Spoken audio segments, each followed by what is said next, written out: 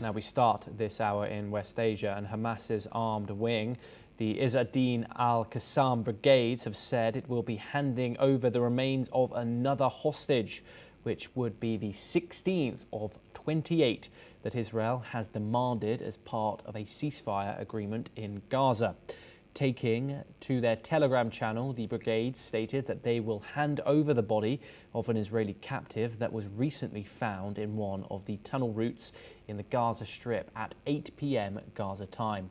This comes amid claims from Israel alleging that Hamas have returned remains of Israelis that were not part of the agreed upon 28, constituting a violation of the terms of the ceasefire deal. We're now joined by Matthew Verdum, an American journalist, joining us live from Washington. Matthew, thank you very much for joining us. Of course, hello. A pleasure to have you. Of course, this ceasefire is extremely fragile, as it seems, and this is a huge announcement. Another hostage's remains are set to be returned in the coming hours. Is this likely to de-escalate tensions a little bit further, given that Israel has vowed its response after it has claimed that some of the remains that have been returned to Israel have not been what was promised by Hamas? Right. Israel has said that some of the bodies that have been returned to Israel were not hostages were not people taken captive during the October 7th or around the time of the October 7th, 2023 massacre in Israel. And so they're saying that Hamas is technically not complying with the agreement.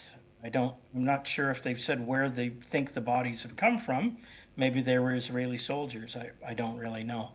But Hamas is certainly taking its time complying with the agreement, the peace deal. And, maybe some of their excuses are valid. They said that it may take extra time to recover some of the bodies because of the scale of the destruction in Gaza. And maybe that's true to an extent, but I just have difficulty accepting anything that Hamas says because, I don't believe that in the end Hamas wants peace. I think Hamas views the peace deal as an opportunity to reorganize itself. Sort of like a corporation in Chapter 11 bankruptcy in the United States. It's not a real bankruptcy. It's just giving you time to get your creditors off your back. And that's what I think Hamas views the peace deal as. So it's hard to know if they're just stalling and making up excuses, but I'm just very suspicious of anything that Hamas has to say.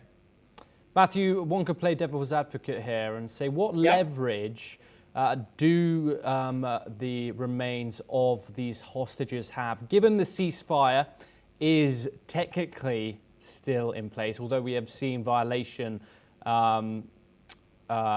allegations on both sides? Right.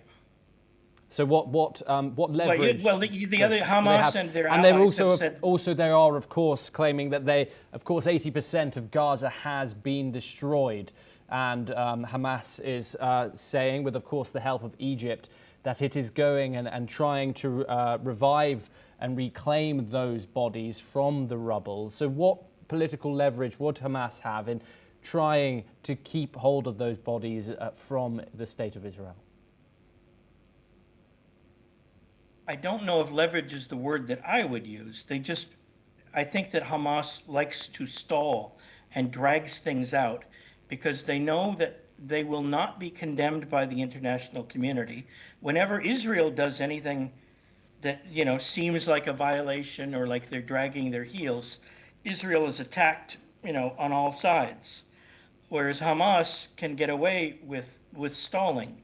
So I don't know that leverage is the word that I would use. I don't know if they're trying to extract that implies they're trying to extract further concessions from the Israeli side.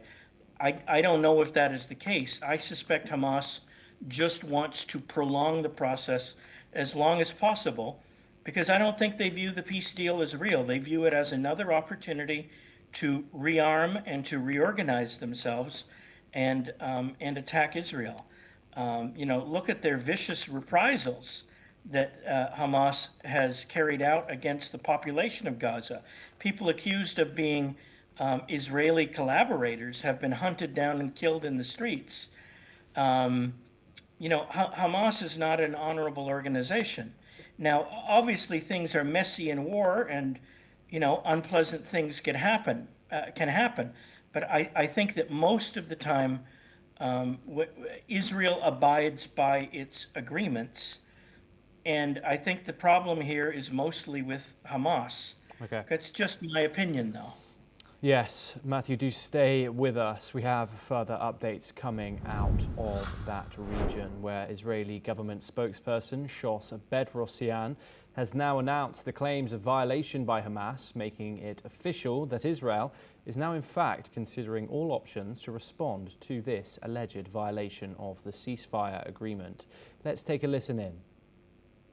Tonight, Israel received the remains of a deceased hostage from Gaza, and following the identification process, it was determined the partial remains belong to Ofir Sarfati, a 27-year-old who was murdered in Hamas captivity after being kidnapped from the Nova Music Festival.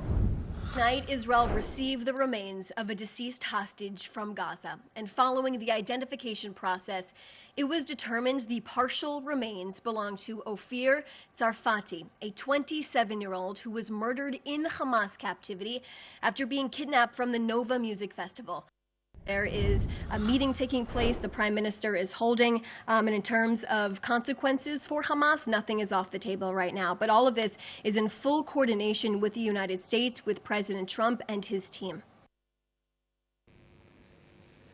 Okay, Israel has vowed a response to this. Benjamin Netanyahu has said that nothing is off the table. Matthew, what do you think that this could mean? Do you think that this could mean further military escalation? I think that is what Prime Minister Netanyahu is implying, yes, that there could be further military action taken against Hamas in Gaza,